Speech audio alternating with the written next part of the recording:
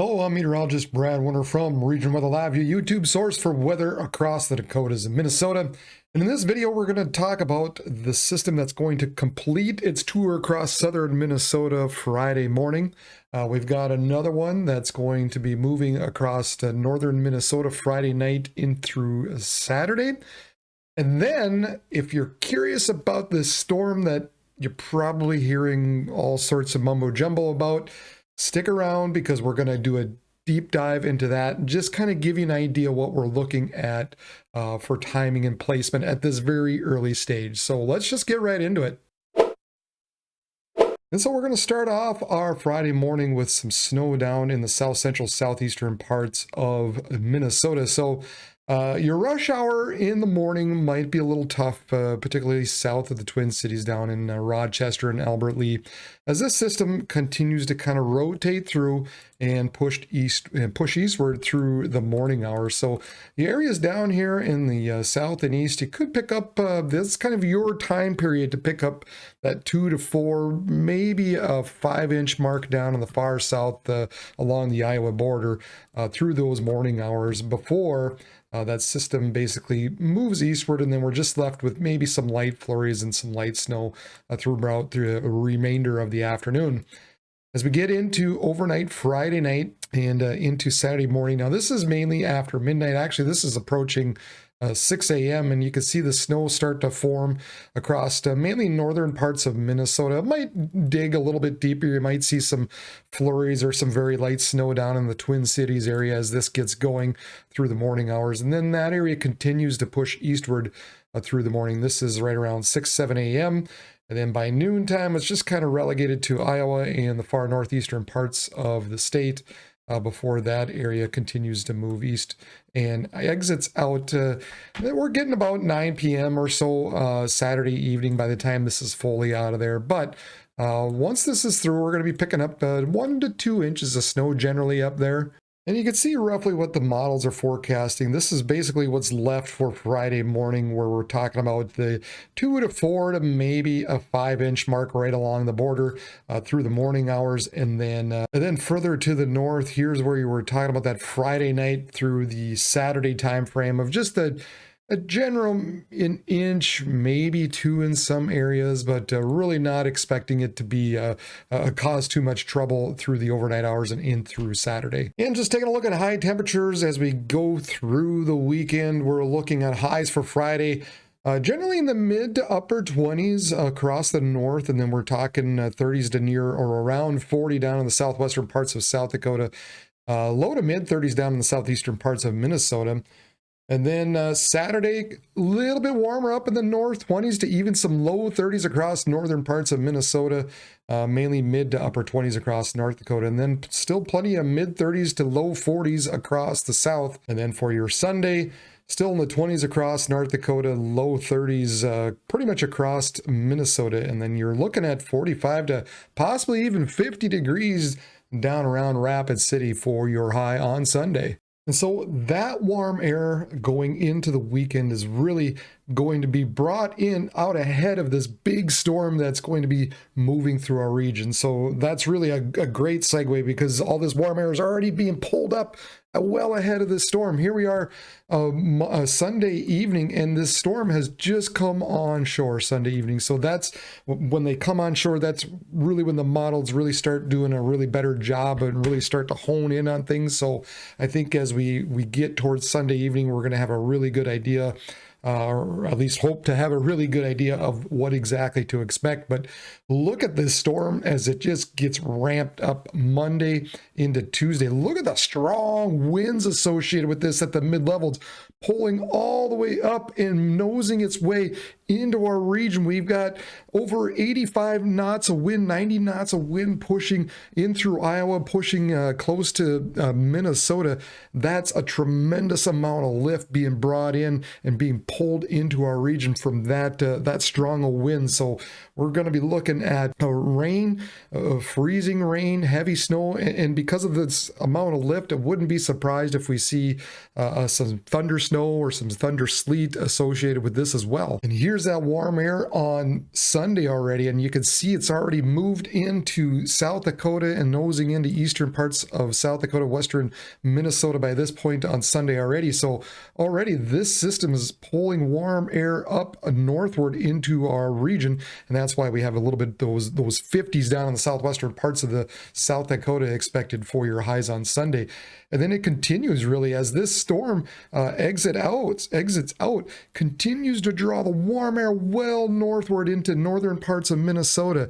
And so what that does, obviously, it does a couple of things there, is this warm air gets pulled up and overruns over the top of the cold air, and that provides lift. Not only that, but because that warm air is getting drawn up, that's obviously going to be bringing us the rain and the freezing rain and the sleet as well. And then, of course, there's the moisture. And watch the moisture just get pulled up quickly on Monday. You can see this transport way just pulls it from the south, from the Gulf, all the way northward into our regional. And it just quickly ramps up. And then as we go through the day on Tuesday and into Tuesday night and Wednesday morning, that moisture continues to get pulled in and wrapped around. Now, the scary thing from a meteorologist standpoint when we talk about these large systems is the dry air that's often associated with it. You see this dry, desert air being pulled in, being sucked in. And so you're going to have a little area in through here that might actually get a bit of a break from the snow, or the snow might lighten up a little bit in the rain, and the freezing rain. That really makes it difficult for us. That's a nightmare for a meteorologist. So with these storms, that's the tough part. You get these dry air intrusions, and where you think you're going to get tons of snow, you wind up not getting it because this dry air gets worked in so hard that it actually cuts off the snow a little bit. So one of those early caveats that we obviously have to take into consideration, but this storm is so intense. Look at this, it's pulling dry air all the way from Arizona up into the region. So we're 4 to 5 days away from this storm. So a bunch of meteorologists have been talking about it. Why are we so confident in it? One reason is the models themselves. You take a model and run to run. So from morning to noon to evening, they're all pretty close. They're not shifting all over the place, and one day there's a storm and one day there's not. Not only that, but the different models themselves, you got the European, the American, the Canadian, they're all showing roughly the same thing and roughly the same timing. And that's what I've got here. I've got two different models here. I've got the European on the left and the American model on the right. And so this is Monday evening at 6 p.m. And you can see fairly close where we've got the rain in through eastern parts of South Dakota, maybe some snow starting to form in through North Dakota by this point, according to this model. And then as we go through the overnight hours and on Tuesday morning by 6 a.m., again, fairly similar. We've got that snow rain snow line roughly about in the same areas, kind of that area where we're probably looking at the best chance for some heavy snow, roughly in the same area. You've got the freezing rain, a little off from each other, but both of them still basically have it. They're close. The timing and everything is close. The placement is close. And as we go through the remainder of the day on Tuesday and into Tuesday evening by 6 p.m., still fairly similar. We've got the rain down in southern parts of Minnesota on both. We've got some pretty good snows across South Dakota, reaching up in through North Dakota as well. Maybe a little drier still remaining up into northeastern parts of Minnesota. So this is Tuesday evening according to two different models. Run through the night, Tuesday night into early Wednesday morning. And this is where now the models begin to shift. Maybe not so much Wednesday morning, but more so after that. And you could see at this point in the morning hours of Wednesday, at least according to this, it has the back edge of this system now just starting to exit out of southeastern parts of Minnesota, while this one lags it back just a little bit. And I think it becomes a little more noticeable as we get a little bit later in through the day on Wednesday into Wednesday evening, that still we've got some heavier snows through Wisconsin and into parts of Minnesota. And then there's just some subtle differences that start to take place as we go through Wednesday and Wednesday night. So Both of them are very, very similar, and you can see the timing is still very close no matter what. So that's why we're looking at, yeah, this is looking like a pretty good chance at this point, even this far out. Okay, and now this next part comes with the disclaimer. I'm going to show you kind of a rough timing, a rough placement at this point. It's there. Here comes the disclaimer, folks. It's a ways out there. So timing, placement, this could all very well change. But I know there's just people who like to plan it and think ahead, and they've got things going on and different events and whatnot. So I know people just kind of want to have an idea. So that's what I'm going to show you. Please don't think this is gospel at this point. It probably won't be so more so until we get more into Sunday, until we'll really maybe get a better handle of what exactly this is going to be. But as it looks right now, here's what it's looking like. Monday evening, 6 p.m., here's the rain and the snow starting to move into South Dakota. By midnight, more of that moisture starts to work its way in, and we've got the rain and maybe the freezing rain and sleet across the eastern parts of South Dakota into west central Minnesota, and the snow now making its way into South Dakota and North Dakota as well. And then by Tuesday morning at 6 a.m., that snow wants to really get going. I think overnight, the way it looks right now, Monday night and through Tuesday morning, it's really going to be when that snow really begins to ramp up and get going, as well as those areas of freezing rain and sleet as well.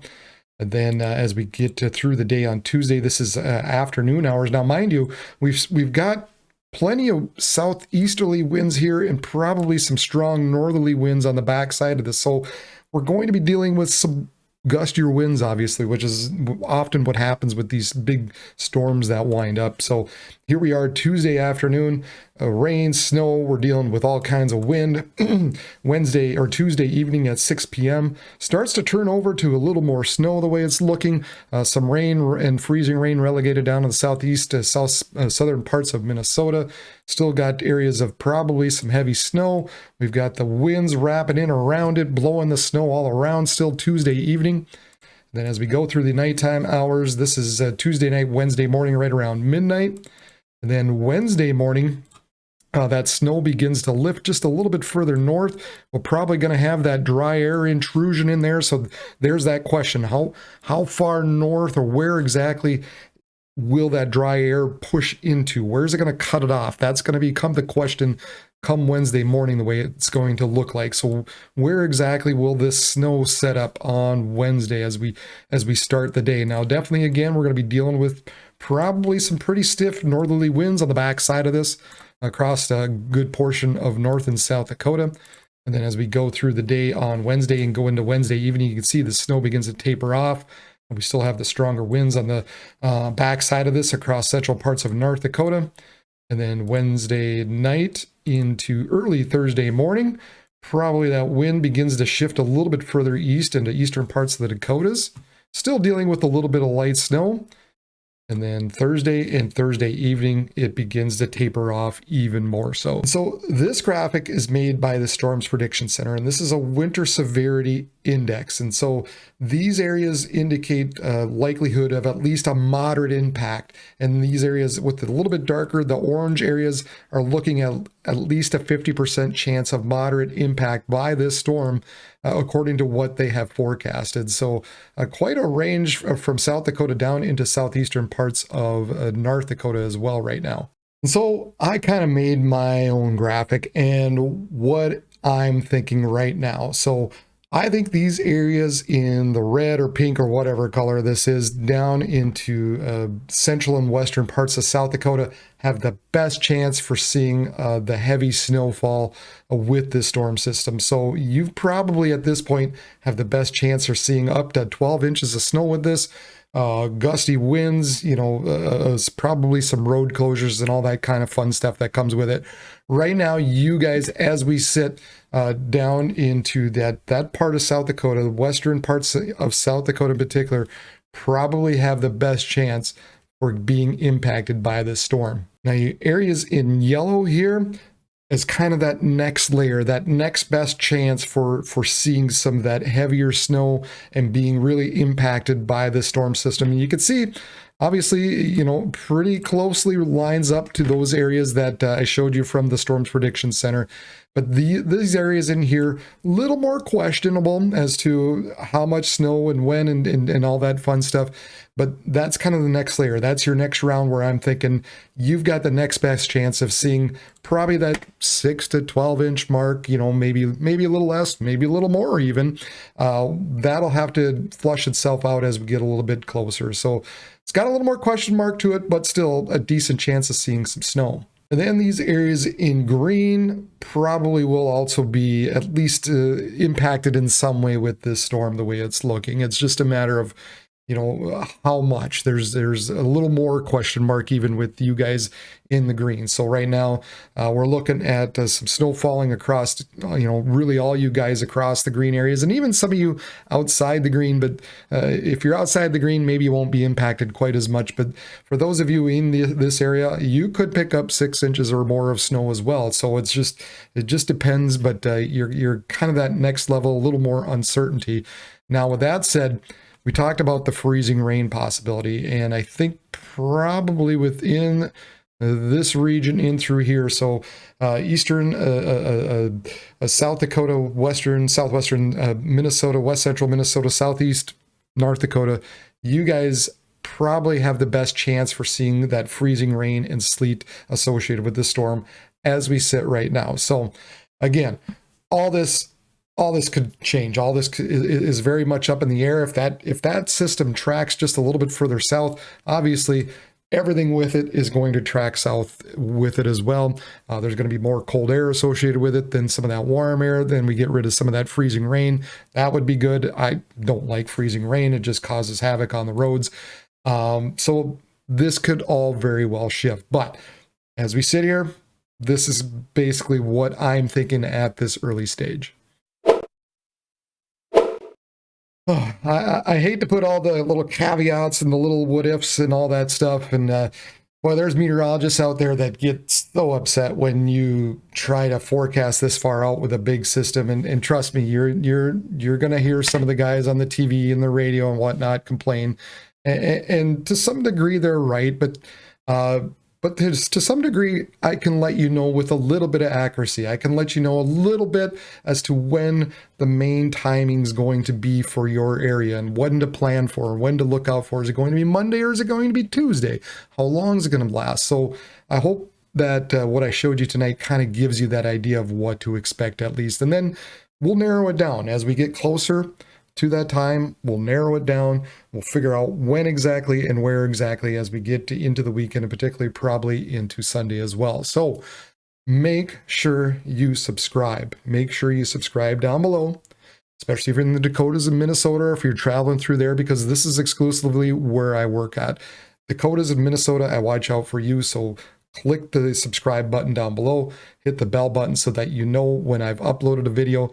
And right now, I think I'm going to try and do a live forecast on Sunday evening as well. I'll let you know about that as that time gets closer, but that would also allow you to come on and ask questions as to the timing and all that kind of fun stuff as well. So be looking out for that. Also, pay attention to my social feeds as well. So up there, and I've also got it in the description down below. I'll have graphics up there as I see things update, and that'll be kind of the first area that you're going to see the newest graphics from me is from my social media sites. So be sure to subscribe there as well and take a look. Did I hit everything? It's going to be interesting. Yep. Obviously, we'll get through it, folks. We always do. It's kind of one of those where it could be a large system. It could be a multi-day system, and I think that's just kind of what we have to prepare ourselves a little bit for. So it's just that possibility. So we'll narrow it down and we'll figure it out as we get closer. So make sure, like I said, hit the subscribe button, find me on the social media sites, and we will talk to you all on Sunday evening. So until then, for Region Weather Live, I'm meteorologist Brad Warner. Everybody have a good day and have a good weekend.